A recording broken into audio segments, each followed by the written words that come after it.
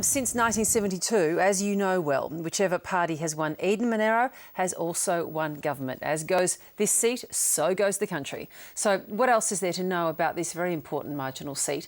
Someone who can tell us a bit more is Michelle Levine, the Chief Executive of Roy Morgan Research. And of course, Roy Morgan has a poll out today. We'll talk about that as well. Michelle, good to see you again. Good morning. Good morning. Why is this seat so significant? Why does this seat traditionally reflect not necessarily the way the entire country is, but the shift that the country might be making? It does seem to be that bellwether seat, doesn't it? And always land with the government.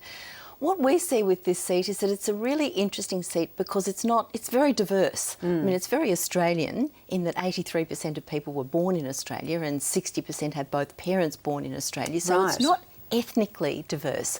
But, you know, within this seat we've seen the retirees, then there are basically the Canberra commuters. There are people who've chosen to live there rather than living in Canberra, which is expensive.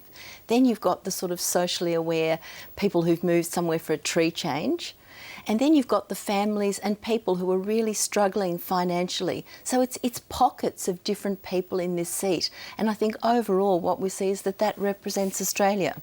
It's marginal Labor, 4.2%, and as we know, we've been hearing this morning, the ALP holds it with Mike Kelly, who had a high-profile career with the Federal Police before he moved into politics.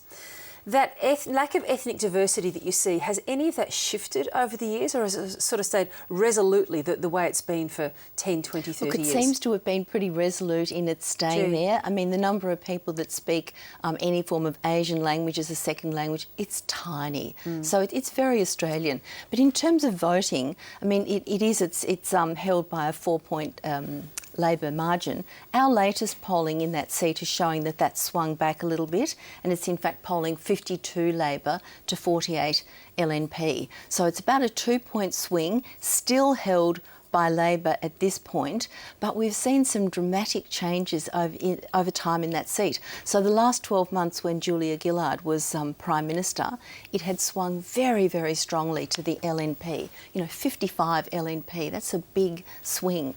And then as soon as Kevin Rudd took over as Prime Minister, there was a huge backflip.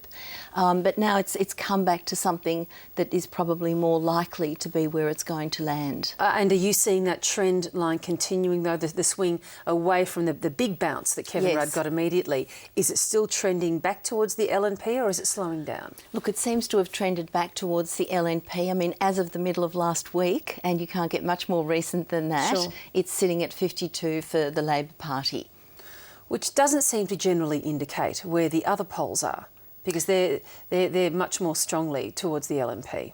Towards the LNP in this marginal seat? No, more generally, just across the country. More generally, this is probably a different issue. I mean, most of the polls that we're seeing are telephone polls. Yes. And they do tend to pick up a bit of a Liberal bias. They always do. It's sort of the people that have phones, but it's also... Well, everyone has phones. Mobile phones are sort of taking over, so not everyone has a landline. Right. So, and mobile phones tend to be a bit more Labor.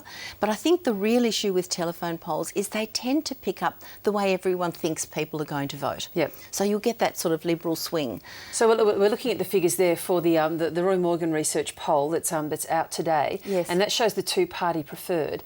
And that's actually, is that the first time in this election that your poll has showed that the LNP is ahead and the two parties aren't level pegging? I think you've had them together for the first time since the election was called. Yes. Yes, but we haven't always had the Labor Party ahead. Yes. That's right. So, and that figure, that seems to be a trend line as well? Or yes, I think that is a trend line. I mean, last week, in the middle of the week, our telephone poll showed a very strong swing to the LNP. Yep. But I think there's a lot of movement going on at the moment. And I think this 51 is probably about where the thing is really sitting. Of course, at this point, it's really important to understand how people's preferences go. Yes. So the Morgan poll looks at preferences according to what people say they're going to do with their preferences, whereas many of the other polls look at what happened last time. So they'll look at how all the Greens' preferences went. And as we get closer to the election, these two things come together. So just finally and quickly, on a two-party preferred basis, the Morgan poll is now starting to line up a little more with the News poll. or Newspoll is lining up with ours. I guess you could put it that way too. Yes.